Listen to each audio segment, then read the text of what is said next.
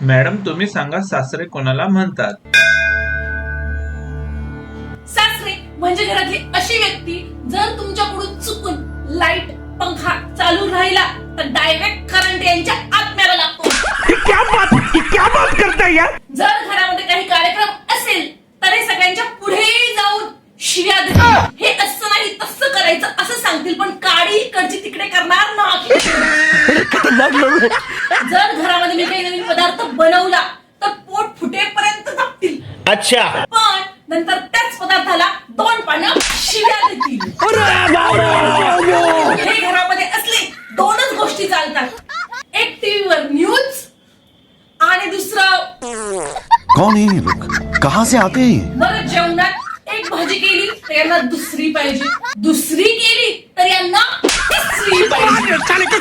बरं, 4 पोळ्या केल्या तर यांना भूकच नाही, 2 पोळ्या केल्या तर मोजून मापून स्वयंपाक